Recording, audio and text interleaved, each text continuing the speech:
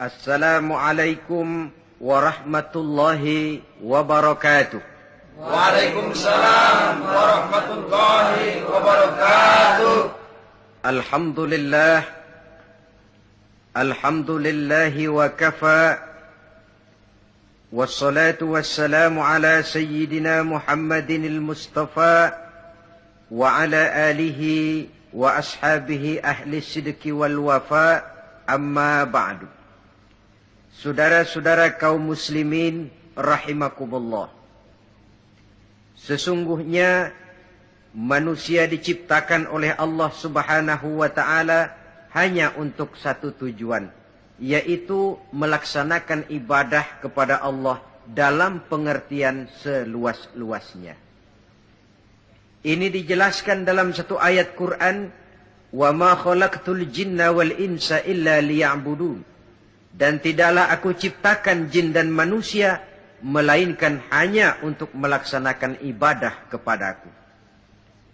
Selanjutnya, kita hanya bisa melaksanakan ibadah kalau kita melaksanakan toharoh atau bersuci. Dan kita hanya bisa melaksanakan toharoh atau bersuci kalau kita memperhatikan tentang nazafah atau kebersihan. Maka agama Islam sangat memperhatikan tentang kebersihan ini. Bukan saja ia merupakan pokok dari kesehatan, tapi juga dianggap merupakan bagian daripada nilai iman seseorang. Sehingga Nabi mengatakan, "An-nazafatu minal iman." Kebersihan itu adalah bagian daripada iman. Imamul Ghazali rahimahullah membagi tingkat kebersihan itu dalam 4 tingkat besar. Pertama, oleh beliau dinamakan tathhiruz zahir anil ahdasi wal akhbas. Membersihkan sesuatu yang zahir daripada hadas dan kotoran-kotoran. Membersihkan badan yang zahir. Ini merupakan prasyarat agar kita bisa toharoh. Dan toharoh merupakan unsur penunjang untuk melaksanakan ibadah. Sesuatu yang barangkali kita anggap soal sepele, kecil, tapi akan menentukan hal-hal yang besar. Kalau saudara toharohnya tidak betul, maka berarti tidak akan bisa melaksanakan ibadah kepada Allah. Padahal ibadah merupakan tujuan daripada penciptaan makhluk bernama manusia ini. Membersihkan diri dari hadas dan kotoran-kotoran. Saudara-saudara kaum muslimin yang berbahagia. Tingkat yang kedua, tathhirul jawarih anil jaraimi wal atham. Membersihkan seluruh anggota badan dari perbuatan dosa dan perbuatan maksiat.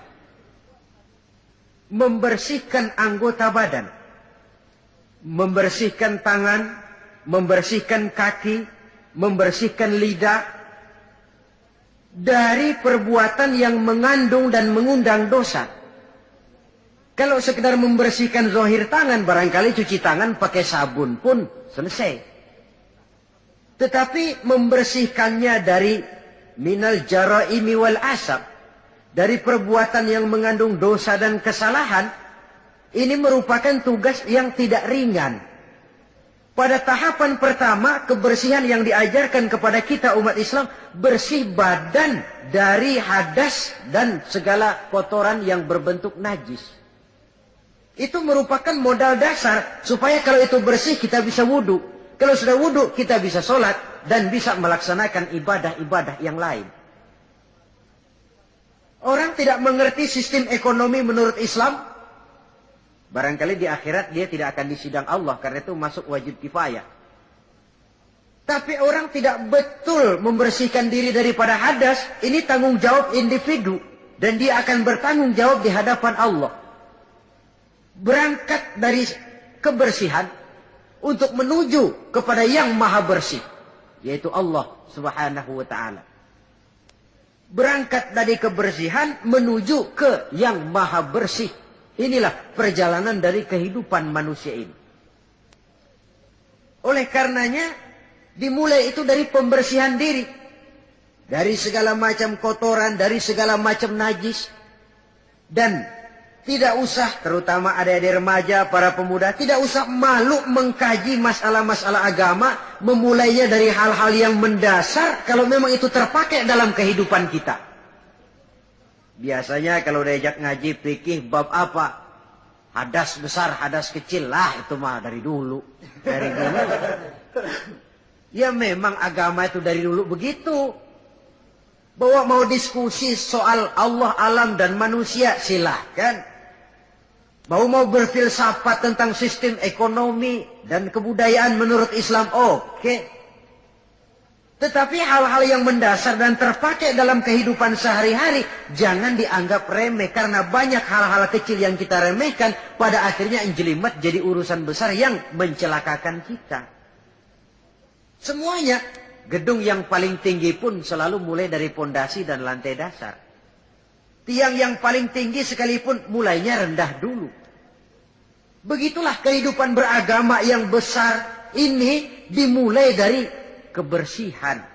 Sampai Imam Ghazali memuat satu hadis dalam kitab Ihya beliau, buniyad dinu 'alan nazafah. Agama ini dibangun di atas kebersihan. Lah, kebersihan apa? Pertama, kebersihan zohir. Jadi badan kita ini bersih dari ketempelan najis, dari ketempelan hadas yang bisa menghalangi kita bersuci. Dan tanpa kesucian itu akan menghalangi kita untuk melaksanakan ibadah kepada Allah. Nah, kalau itu sudah bersih, naik kepada kebersihan yang kedua sekarang. Lebih bersifat filosofis, tathhirul jawarih. Kalau badan sudah bersih dari kotoran-kotoran yang kelihatan, sekarang bersihkan anggota badan dari kotoran yang nggak kelihatan. Apa itu? Dosa. Kesalahan. Dosa itu kan bakal jadi daki. Tahu daki? Yang kalau sudah berkarat dalam hati akan menjadi dinding yang membentengi dan membatasi kita dengan Allah. Apakah Allah jauh dari manusia? Tidak.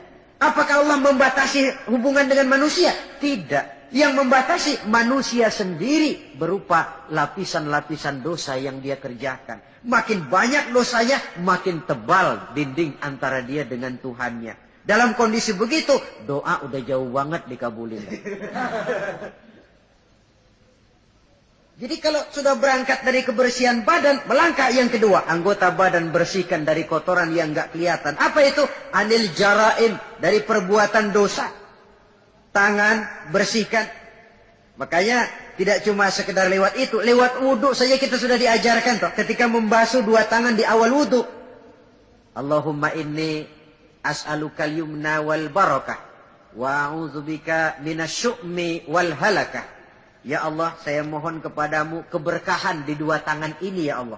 Supaya tangan ini dibawa dagang untung, dibawa bertani panen, dibawa ngobyek gol. Tangan yang membawa berkah. Wa a'udzubika minasyu'mi wal halakah. Saya berlindung kepadamu ya Allah, jangan sampai tangan ini membawa bencana dan kesialan dan kerusakan. Tangan panas namanya. Dewa nanam pohonan mati. Pakai ngobek bantet, pakai nempeleng orang mati, tangan sial. Itu saja sudah mengarah kepada kebersihan dari kotoran-kotoran yang tidak kelihatan. Saudara-saudara, dewasa ini manusia disibukkan oleh masalah pencemaran lingkungan hidup. Sehingga nampaknya benar-benar sudah gawat. Dunia ini satu wujud yang kecil ketimbang planet-planet lainnya, planet bumi kita ini. Dan kita bersyukur bahwa oleh Allah kita ditempatkan di bumi yang memberikan kita apa yang kita perlukan. Coba kalau kita tinggal di bulan atau di Mars, unsur penunjang hidup kan tidak ada di sana. Jangankan untuk mengembangbiakkan keturunan, untuk melangsungkan kehidupan saja sudah sulit. Bumi yang kita tinggali ini, planet dunia ini, pada dasarnya memenuhi apa yang dibutuhkan oleh manusia. Air untuk minum, tumbuh-tumbuhan untuk bernaung, untuk dimakan, hewan dan sebagainya. Tapi setelah masuknya era industri dan pemakaian alat-alat modern, mulai terjadi penyalahgunaan berbagai sumber daya alam. Lalu terjadilah apa yang disebut pencemaran alam. Orang mulai cemas, orang mulai bingung, orang mulai panik bahkan di sebagian tempat. Ini apa ini? Berangkat dari tingkat kesucian yang kedua. Suci anggota badannya dari perbuatan dosa. Saudara hadirin yang saya hormati, hilangnya keseimbangan alam akan merugikan manusia. Dahulu ketika kita menghadapi musim banjir, orang bilang kepada saya, "Banjir Pak." Saya bilang iya. Tapi saya pikir-pikir bukan salah orang kok, salah air. Bukan salah air, saya bilang, salah orang. Salah orang bagaimana Pak? Iya, tempat air ditempatin. Giliran yang punya tempat datang nggak ngerti tempat gue, lo kenapa di sini? Terjadilah yang namanya banjir. Artinya apa ini? Pemanfaatan dan penata kotaannya yang tidak terarah sehingga menyebabkan hilangnya keseimbangan alam. Bumi tercemar, udara tercemar, air tercemar, tumbuh-tumbuhan tercemar, kemudian hewan ikut kena yang namanya pencemaran. Ini akibat apa? Akibat ulah daripada manusia juga. Apa sih yang menyebabkan orang lalu tidak bisa menahan diri sehingga menimbulkan dampak negatif yang merugikan manusia itu sendiri? Saya lihat pertama sifat rakus, tamak bin serakah. Sifat tamak dan rakus ini kan sering mendorong orang untuk menghalalkan segala macam cara. Dia rela menari di atas mayat orang lain. Dia mau senyum di atas tangisan orang lain. Dia mencari bahagia di atas penderitaan orang lain. Mengikuti sikap tamaknya akhirnya rakus, menghalalkan segala macam cara. Tidak terikat lagi oleh yang namanya nilai, norma, dan kaedah-kaedah yang harus dihormati. Perlu menipu, ya nipu. Perlu meras, ya memeras. Perlu membohongi orang, ya membohongi orang. Sikap tamak cenderung mendorong orang untuk menguras sumber daya alam, sehingga alam lalu kehilangan keseimbangannya. Ketika terjadi musibah, sasaran utama tentu manusia sendiri. Karena tamak orang nggak sanggup lagi menjaga anggota badannya. Tangan seambil-ambilnya. Mulut seomong-omongnya. Mata selihat-lihatnya. Mulut semakan-makannya. Perut seisi-isinya. Tidak lagi selektif. Sedangkan kita orang Islam ini umat yang selektif. Bahwa kita makan, kita minum, kita berpakaian. Seluruhnya dibatasi oleh pertanyaan. Yang saya minum ini, yang saya makan ini, yang saya pakai ini, yang saya usahakan ini, Allah ridho apa tidak? Itu bedanya orang Islam dengan orang yang di luar Islam. Ada kaedah dan norma yang membatasi dia, yaitu pertanyaan Allah ridho apa enggak. Bukan cuma mengejar keuntungan relatif.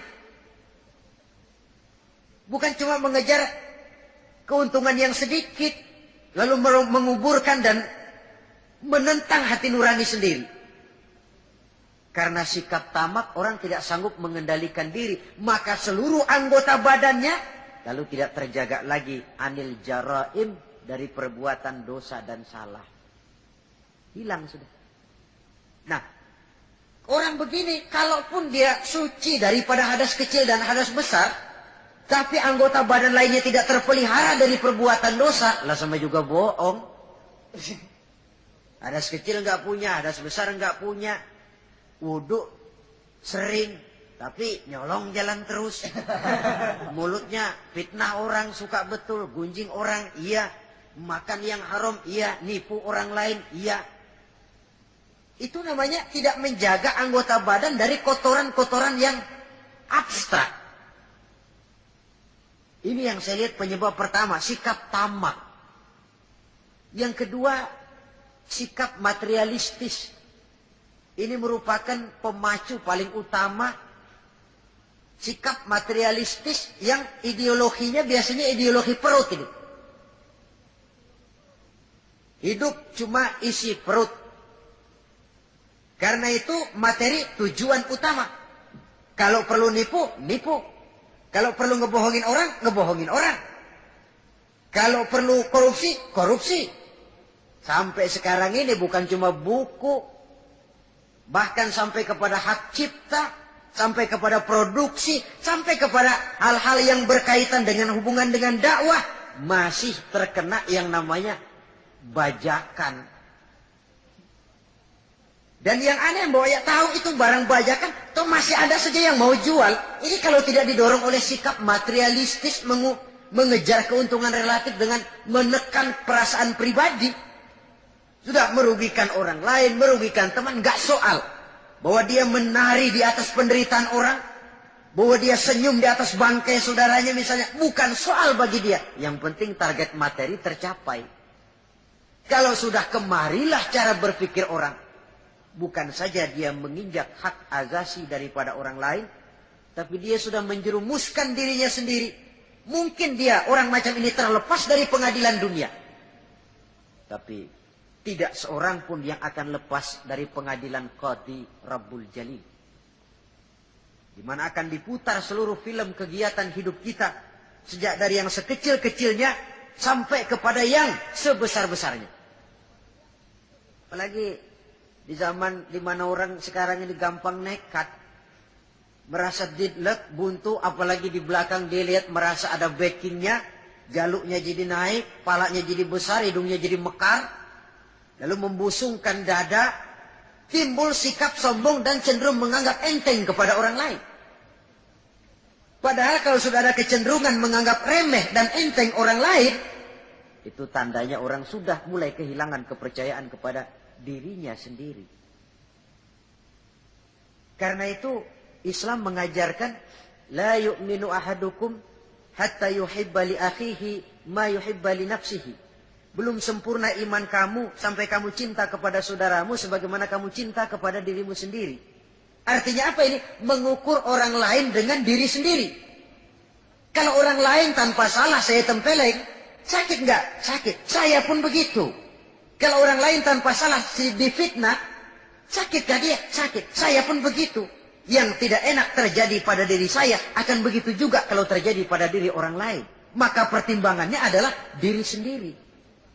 Kalau sudah ke sana cara berpikir orang, dia nggak brutal. Nggak lalu ingin mengejar keuntungan karena sikap tamak dan rakus, lalu mengabaikan rasa persaudaraan, rasa persatuan, rasa solidaritas. Yang penting uang masuk. Perlu bajak-bajak, perlu jiplak-jiplak. Soal hak cipta orang lain tidak ada urusan. Toh nanti bisa diatur segalanya. Ya mungkin. Mungkin di dunia bisa diatur. Tapi mampukah kita ngatur akhirat? Mungkin di dunia banyak pihak bisa kita kelabuin. Tapi sanggupkah kita ngebohongin Allah? Mungkin banyak saksi ada charge yang kita bayar bisa meringankan kita. Tapi sanggupkah kita mencari saksi ada charge di akhirat nanti? Keyakinan semacam ini yang membatasi pola dan gaya seorang muslim dalam menjalani kehidupan. Dia berupaya menjaga kebersihan. Setelah kebersihan badannya, kebersihan anggota badannya dari perbuatan yang mengundang salah dan dosa. Setelah sikap materialis saya lihat lagi. Yang mendorong orang tidak sanggup mengendalikan diri dan menjaga diri dari kotoran tadi. Apa? Takabur dan kurangnya rasa malu. Kalau tidak punya rasa malu sama sekali. Ini membudayakan rasa malu zaman sekarang saya anggap penting ini. Di saat nilai bergeser, prinsip orang sekarang sudah prinsipin cuek. Kenal cuek? Cuek kenal gak?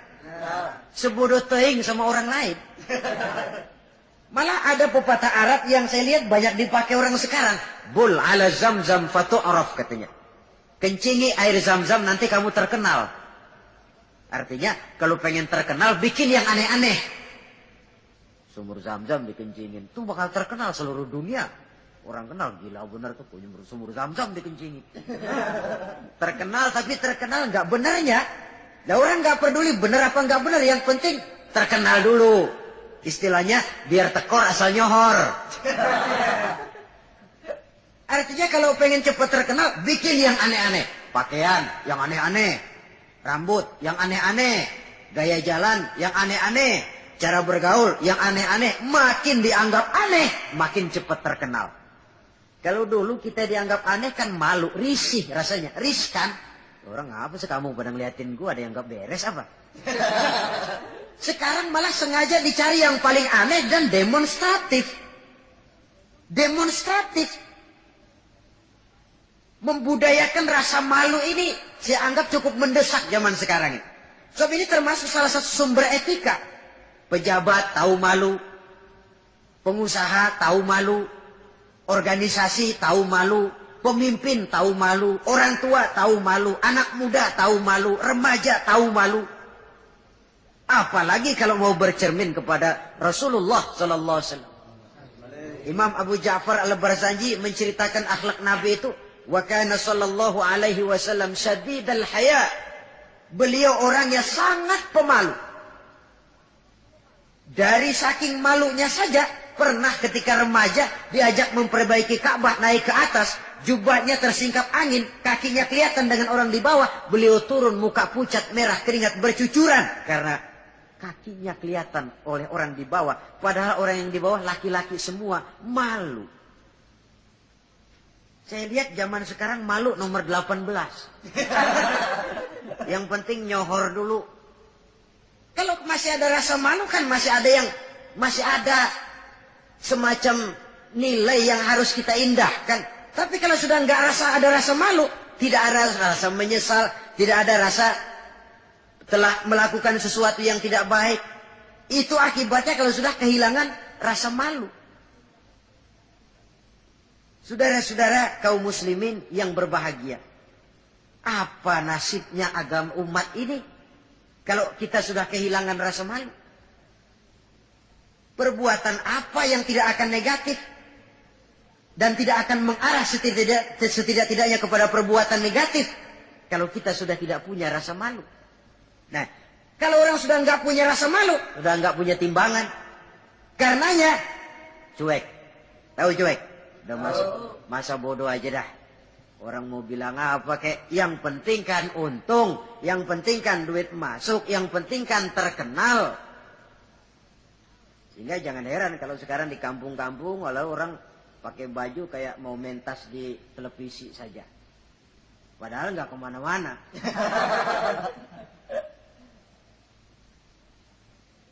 Jadi korban daripada yang namanya mode. Memang mode itu nggak bisa, namanya mode siapa yang bisa ngelarang? Mode itu musim. Musim kan nggak bisa dilarang. Musim hujan, bisa nggak dilarang? Tidak bisa dilarang. Kalau sudah datang, ya datang. Musimnya habis. Habis. Musim rambutan, nggak bisa dilarang. Nggak boleh musim rambutan. Ya tetap saja. Tapi kalau musimnya sudah habis, ya habis. Mode juga begitu. Nggak bisa dilarang. Nanti gilirannya habis, ya habis saja. Dulu pernah itu anak muda, mode ya. Bikin celana bawahnya kecil bener. Botol aja nggak masuk. Emang lagi mode semuanya celana begitu. Habis musimnya, habis. Rubah lagi ganti mode, bawahnya lebar. Tut berai katanya. Jangan botol, monyet masuk. Modenya habis. Taruhlah musim nggak bisa dilarang. Cuma sekurang-kurangnya kalau ada rasa malu kan kita bisa mantesin diri. Bisa mantesin diri, ini yang penting. Sehingga halakam ru'un lam ya'rif qadrahu, kata orang. Celaka orang kalau nggak tahu kedudukan harga dirinya. Saya ini siapa, tinggal di mana, bawa gaya macam itu pantas apa enggak?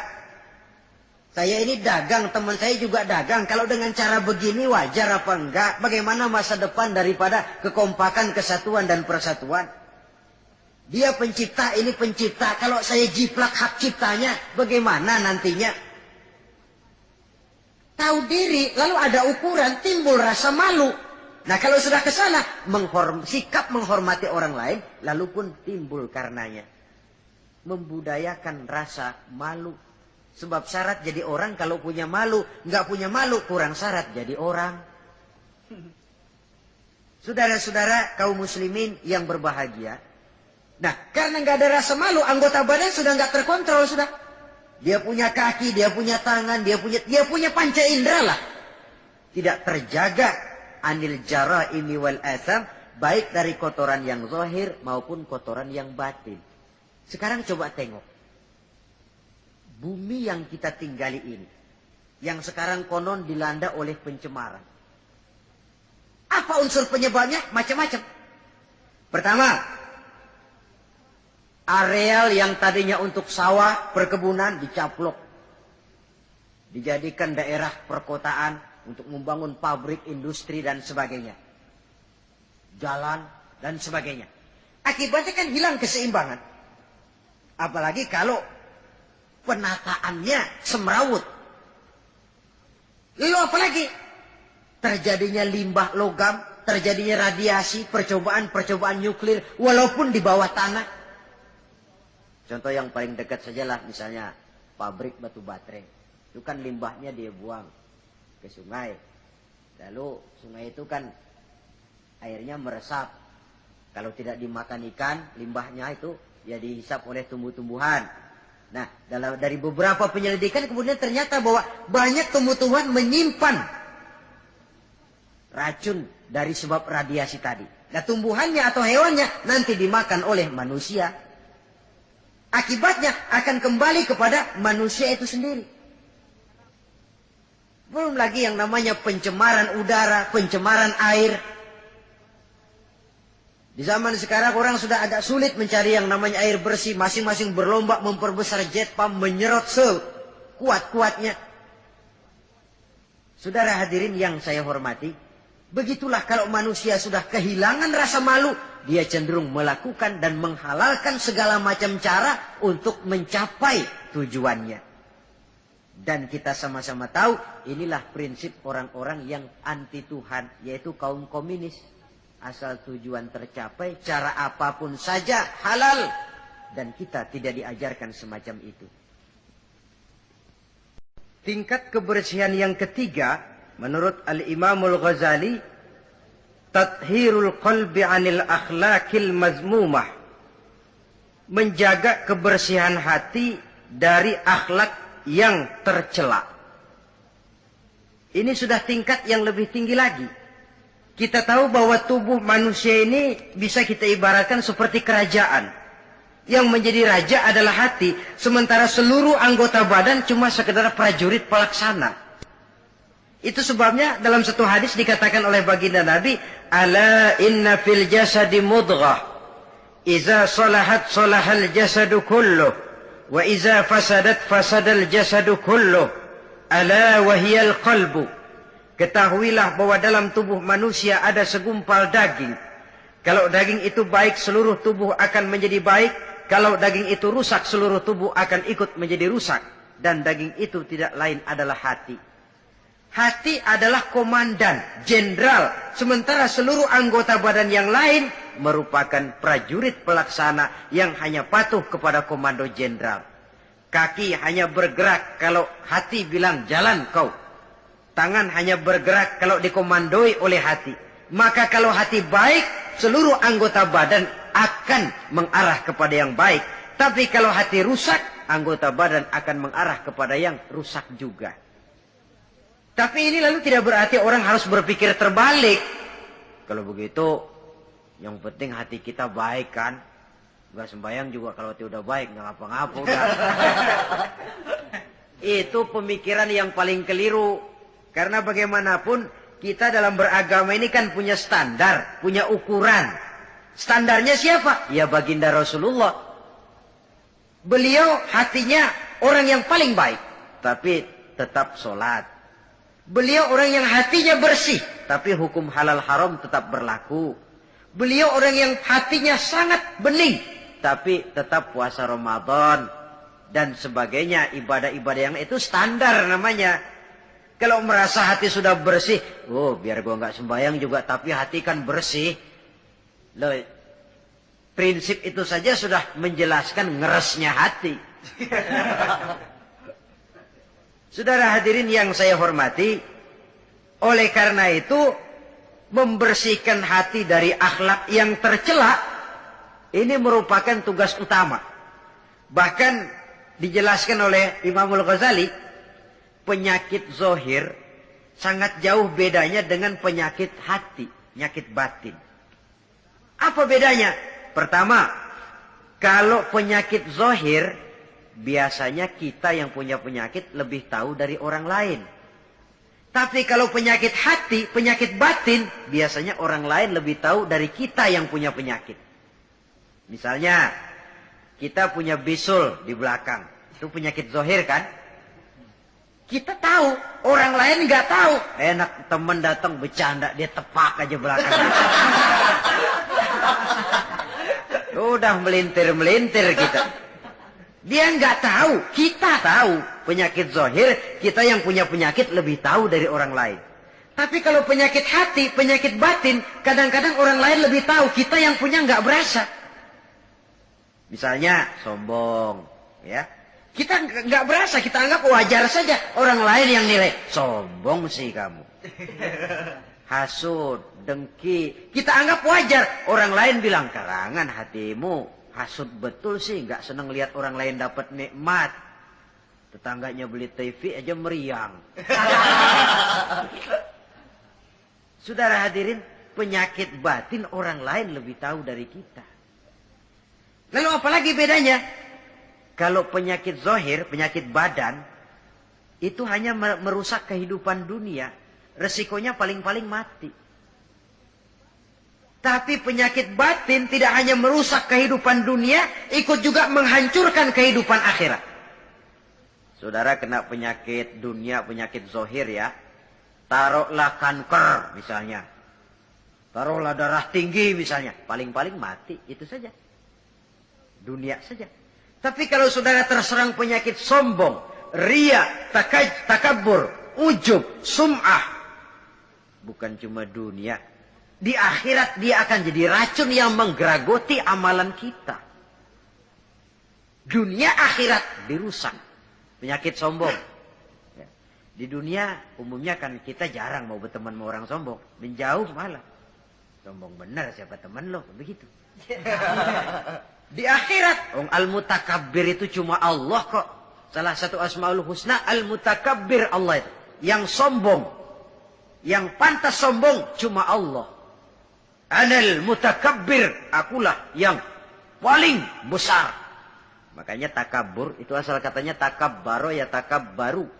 Membesar-besarkan diri. Nggak besar aja, gedein aja dirinya. Saudara hadirin yang saya hormati.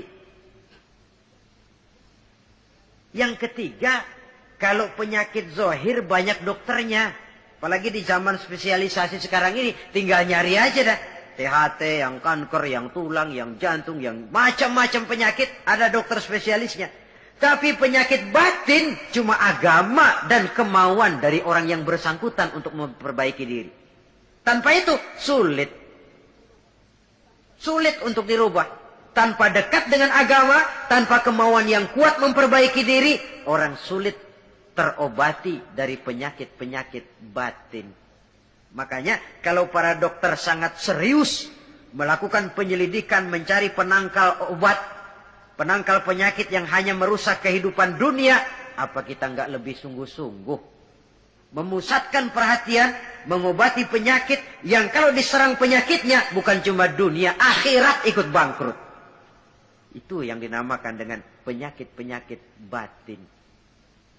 Saudara hadirin yang saya hormati, ada lagi di zaman sekarang orang berpikir, yang penting kan percaya saja sama Tuhan. Lalu hati baik, sudah cukup. Loh, kalau memang percaya kepada Tuhan dan hati baik cukup, tidak perlu Allah sampai mengutus 25 Rasul ke alam ini. Sebab tanpa Rasul pun manusia bisa kok kenal Tuhan. Cuma Tuhan yang mana? Yang sebenarnya Tuhan atau cuma yang dipertuhan saja? Yang bukan Tuhan tapi dianggap Tuhan? Tanpa Tanpa mengutus rasul mungkin manusia percaya bahwa di luar kekuatannya ada super power yang manusia merasa bergantung ke sana. Lalu menegakkan tata cara peribadatan untuk menghormati sang super power tadi. Tetapi percaya kepada Allah itu kan tidak cukup cuma sekedar percaya saja. Lantas diiringi dengan pelaksanaan ibadah yang sasarannya untuk mencapai bersihnya hati ini. Saudara hadirin yang saya hormati, jadi tingkat yang ketiga kebersihan yang diajarkan, kebersihan hati. Biar badan kita bersih dari hadas kecil, hadas besar, tapi kalau hati kita kotor, ngeres, korengan hatinya. Tidak senang lihat orang lain dapat nikmat. Tidak senang lihat orang lain lebih maju. Takabur, merasa diri paling besar. Ujub, ria, semua yang dikerjakan selalu pengen didengar orang, dilihat orang, to show only. Apa saja sudah supaya dipuji orang, dilihat orang, didengar orang. Hilang keikhlasannya. Bersih anggota badannya, tapi kotor hatinya. Ini kontras. Sebaliknya, hatinya bersih, tapi badannya hadas besar nggak kenal, hadas kecil apalagi. Wah ya, bagaimana bisa berhubungan dengan Allah? Sebab kita ini percaya kepada Allah kemudian berhubungan dengannya. Cara berhubungan dengan Allah bagaimana? Sudah diatur oleh Allah sendiri lewat prosedur yang namanya sholat. Nggak bisa kita bikin aturan sendiri. Mau dekat dengan gubernur saja harus ikuti aturan protokolnya gubernur. Mau dekat dengan presiden, ikuti aturan yang diatur oleh protokolnya Bapak Presiden. Ingin dekat dengan Allah, boleh pakai prosedur yang ditetapkan oleh Allah sendiri. Lewat Quran, lewat contoh dari Rasul. Melalui sholat, melalui puasa, melalui zakat, melalui berbagai ibadah yang standar contohnya adalah Rasul. Jadi kalau hati sudah baik lalu sembahyang boleh berhenti, mestinya Nabi Muhammad yang paling dulu berhenti sembahyang. Iya kan? Sebab beliau hatinya paling baik. Nyatanya nggak pernah berhenti. Kalau hati sudah baik lalu hukum halal haram tidak berlaku, beliau tidak perlu menggunakan hukum halal haram. Itu standar kita. Jadi saudara jangan terkecoh di zaman sekarang ini ada orang yang namanya talfik. Mengambil yang enteng-enteng aja. Menegakkan benang basah, percaya sama Tuhan juga cukup dah. Saudara hadirin yang saya hormati, kepercayaan itu memang modal dasar, tapi setelah percaya mau apa? Tentu ada tindak lanjutnya dan Allah sudah memberikan bimbingan. Aku tidak ciptakan kau manusia kecuali untuk menyembah kepadaku. Cara nyembahnya bagaimana? Tuh, lihat bagaimana Nabi Muhammad nyembah aku. Pakai takbiratul ihram kan? Pakai diri, pakai ruku, pakai sujud, pakai tahiyat, pakai duduk di antara dua sujud. Begitu cara menyembah. Gak bisa kita bikin model-model. Nyembah Allah kan yang penting hubungan ke Tuhan. Duduk aja dah melongok madep ngulon 2 jam. Itu sih bukan nyembah, itu kesurupan namanya. Saudara hadirin yang saya hormati, tata cara kita melaksanakan ibadah itu sudah diatur sedemikian rupa. Berangkat dari yang bersih menuju kepada yang maha bersih dengan cara yang bersih. Alangkah indahnya agama kita ini.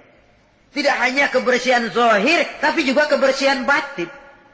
Orang cuma bilang kebersihan pangkal kesehatan. Islam tidak cuma itu. Kebersihan bagian daripada iman. Apa yang lebih mahal daripada iman? Sudah taruhannya iman itu. Jadi tandanya orang beriman, ya bersih. Kita kan cuma baru slogan saja gede-gede di depan masjid, tulisan besar-besar. An-nazafatu minal iman. Kebersihan sebagian daripada iman. Tapi kadang kita masuk ke dalamnya, bukan main. Kebersihan yang tidak sesuai dengan temanya. Kadang-kadang di sebagian tempat. Cuma baru slogan besar-besar, tulisan gede-gede. Kebersihan sebagian daripada iman. Tapi kita sendiri dalam realitanya tidak menyadari demikian besar Islam memperhatikan masalah kebersihan ini. Oleh karena itu saudara, yang ketiga ini berat menjaga kebersihan hati dari akhlak yang tercela. Caranya bagaimana? Menurut tuntunan orang-orang sufi ada 3 jalan. Pertama yang disebut takhalli, yang kedua yang dinamakan tahalli, dan yang ketiga dinamakan tajalli. Beda ha, kha, dan jim. Pertama kha, ada titiknya kan. Yang kedua ha, titiknya hilang. Yang ketiga ada titik lagi, jim. Takhalli artinya mengosongkan hati dari sifat yang tercela. Taruhlah kita belum bisa sabar, tapi marah kurangin. Taruhlah kita belum bisa jujur, tapi bohong kurangin. Orang yang nggak bohong belum tentu jujur loh. Ya, nggak bohong itu belum tentu jujur. So, ada orang nggak mau bohong, tapi nggak mau menyampaikan apa adanya. Bohong sih nggak, cuma apa adanya nggak dia sampaikan. Saudara hadirin yang saya hormati, itu yang disebut takhalli. Mengosongkan diri dari semua sifat yang tercela. Suka nipu orangnya dibuang. Suka ngerugiin orangnya dibuang. Takabur, riya, sombong dibuang. Itu yang namanya takhalli. Mengosongkan diri dari semua sifat yang tercela.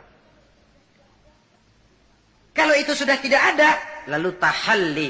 Hiasi hati yang sudah kosong dari sifat yang tercela tadi. Dengan sifat-sifat yang terpuji. Begitu takaburnya hilang, muncul tawadu, rendah hati. Begitu riaknya habis, ikhlasnya timbul. Begitu kufurnya hilang, syukurnya muncul. Tahalli namanya. Jadi ibarat rumah, habis kita sapuin, kita pajangin. Dekorasiin, didekor lah. Taruh yang pantas ini foto di mana. Sebab bagus pun kalau nggak pada tempatnya, tentu tidak baik jadinya. Nah, kalau sudah tahalli, menghiasi diri dengan sifat-sifat yang terpuji, tajalli. Nanti akan nampak kekuasaan Allah di hadapan kita. Diberikan oleh Allah sesuatu yang tidak diberikan kepada orang lain. Satu keistimewaan dari Allah subhanahu wa ta'ala. Dan cerminnya itu hati, saudara-saudara. Kalau itu kotor, udah kotor yang lain. Anggota badan ini cuma sekedar prajurit yang hanya patuh kepada komandan. Dan komandannya adalah hati. Raja dalam kerajaan tubuh manusia. Iya, tapi hati kan nggak kelihatan, Pak. Bagaimana nilainya? Yang tidak kelihatan bisa dinilai. Bisa. Dari mana? Ya dari anggota badan ini. Soal hakikatnya memang terserah Allah. Tapi kita lihat kan zohirnya. Karena anggota badan yang kelihatan toh digerakkan oleh hati. Jikalau hati itu baik, maka dia akan mengarah kepada gerak-gerak yang baik. Tapi jikalau hati itu jahat, tentu anggota badan ini pun akan mengarah kepada gerak dan perbuatan yang jahat juga. Nah, kemudian tingkat kebersihan yang tertinggi yang terakhir, yang keempat, tathhiru sirri amma siwallah. Membersihkan diri, membersihkan seluruh rahasia dari yang selain Allah. Nah, ini sudah kelasnya para anbiya ini. Membersihkan diri dari yang selain Allah. Nah, apa orang kayak begini sudah nggak perlu dunia? Perlu, tapi ala kadarnya, dan dunia dia gunakan penunjang jalan menuju Allah. Semua kegiatan hidupnya tujuannya sudah Allah saja. Dan memang itu idealnya. Menjadikan Allah sebagai tujuan akhir dari seluruh kegiatan hidup kita. Cari nafkah buat apa? Kasih makan anak istri. Kenapa kasih makan anak istri? Kewajiban. Dari siapa kewajiban? Dari Allah. Itu kan namanya tujuan akhirnya Allah. Walaupun secara zahir kita katakan, saya cari nafkah buat anak istri kok. Tapi itu perintah Allah. Jangan menjadikan yang selain Allah sebagai tujuan akhir dari kegiatan hidup kita.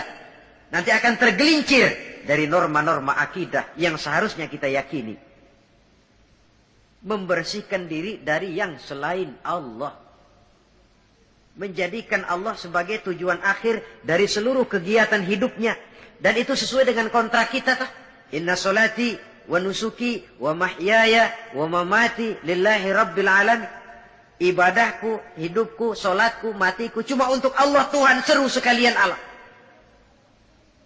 Sehingga walaupun kita mencari nilai-nilai dunia, memang tujuannya untuk menunjang kehidupan akhirat. Makanya Allah pesan dalam satu ayat, wabtaghi fima ataka Allahu ad-daral akhirata wa la tansa nasibaka minad dunya wa ahsin kama ahsana Allahu ilaika wa la tabghil fasada fil ard innallaha la yuhibbul mufsidin.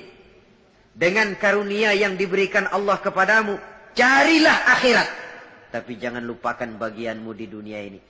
Cari akhirat, tapi jangan lupakan bagianmu di dunia ini. Wa ahsin kama ahsanallahu ilaika, dan berbuat baiklah sebagaimana Allah telah berbuat baik kepadamu. Jangan menebarkan kerusakan di permukaan bumi. Sesungguhnya Allah tidak suka kepada orang yang menebarkan kerusakan di permukaan bumi ini. Jelas sekali ayat ini. Di samping menganjurkan adanya keseimbangan dalam kehidupan kita, tetapi stresnya tetap saja cari akhirat. Namun jangan lupakan bagianmu pada kehidupan di dunia ini. Saudara, apabila 4 fase kebersihan ini kita telusuri, kemudian kita amalkan, pada tahapan pertama berusahalah supaya kita jadi orang yang bersih, baik dari hadas kecil maupun hadas besar. Syukur kalau saudara misalnya sudah biasa hidup, membiasakan mempunyai wudhu dalam hidup ini. Sebab tidak cuma untuk sholat, utamanya memang itu. Tapi mau pergi dagang wudhu dulu, bagus. Mau berangkat kerja wudhu dulu, bagus. Untuk sesuatu yang tujuan yang bersih, harus kita mulai dari sesuatu yang bersih juga. Nah, dari situ kita lalu meningkat, berusaha menjaga kebersihan anggota badan. Berusaha supaya tangan ini jangan mengundang dosa. Supaya mata ini jangan mengundang dosa. Supaya kaki ini tidak melangkah ke tempat yang bisa membawa dosa. Supaya perut ini tidak kemasukan barang yang mengandung dosa. Baru kalau sudah begitu pada tahapan yang ketiga, hati. Itu sudah klimaksnya. Kalau dia sudah berakar menjadi hati yang bersih dari akhlak yang tercela, itulah nilai kebersihan yang paling ideal di dalam kehidupan kita. Ternyata teori mens sana in corpore sano katanya. Akal yang sehat terdapat pada badan yang sehat. Tidak selamanya benar. Buktinya apa? Wong maling sekarang badannya sehat-sehat kok. Siapa bilang kalau badan sehat lalu akal sehat? Tidak mesti. Katanya akal yang sehat terdapat pada badan yang sehat. Belum tentu juga. Bukti yang jadi maling badannya sehat-sehat. Tapi hatinya kok ngeres. Ini berarti bahwa memang kebersihan itu harus berangkat dari hal yang mendasar untuk sampai kepada puncaknya membersihkan hati. Di situ sumbernya. Karena hati sekali lagi merupakan raja dalam kerajaan tubuh manusia. Kalau rajanya sudah angkara murka, kalau rajanya sudah biadab, maka seluruh rakyatnya, anggota badan ini akan mengarah kepada yang biadab juga jadinya.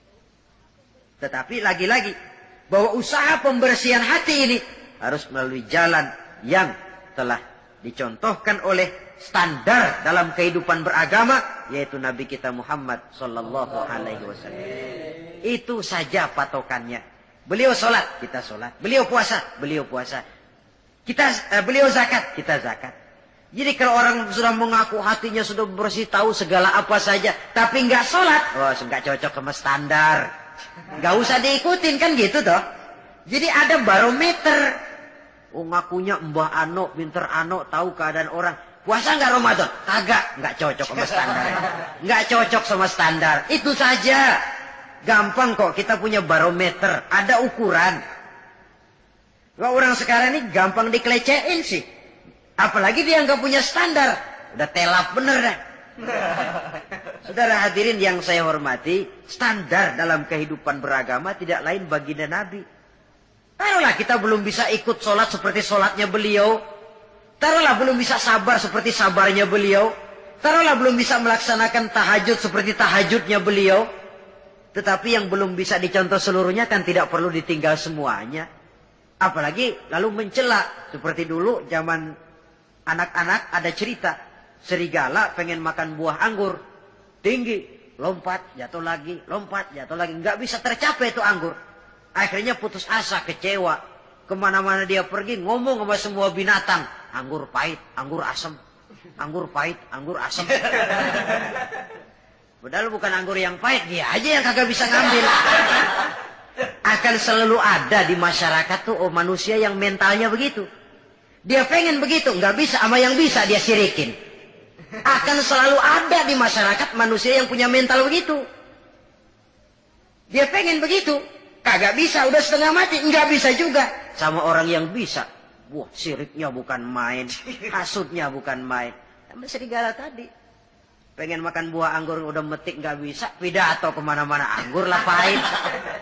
Emang kemampuannya aja yang enggak sampai ke sana pakai anggur pahit, anggur asem. Orang menghina sesuatu bukan karena sesuatu yang dihina itu jelek, tapi karena dia nggak bisa berbuat begitu. Lalu yang lebih celaka lagi mempengaruhi orang supaya berpendapat begitu, kayak serigala tadi. Udah dia kesel sama orang, orang lain dia undang supaya kesel juga sama tuh orang. Kan nggak bener ini, marahan pakai ngebon.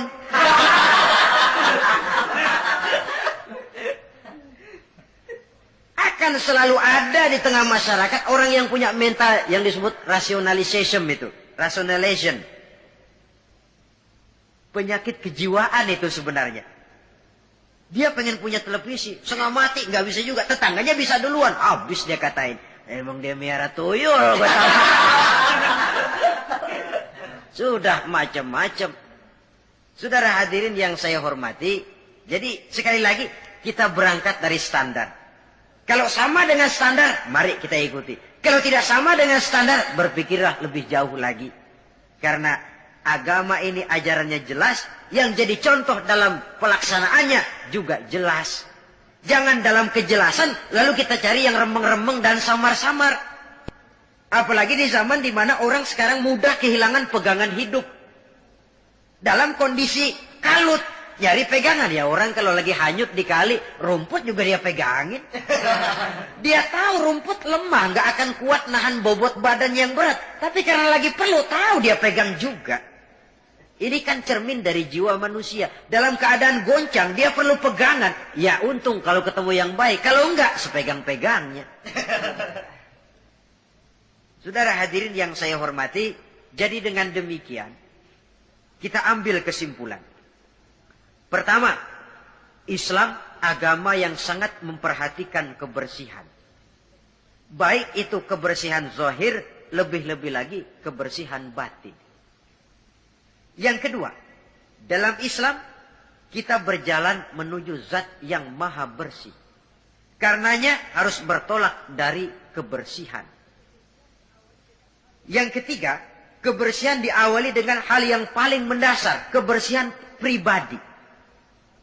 Lalu nanti kalau sudah mengarah kepada anggota badan, itu sudah termasuk menjaga kebersihan kolektif, bermasyarakat. Artinya, kalau anggota badan kita sudah terpelihara dari perbuatan dosa, artinya kan kita sudah menjaga diri, jangan sampai merugikan orang lain.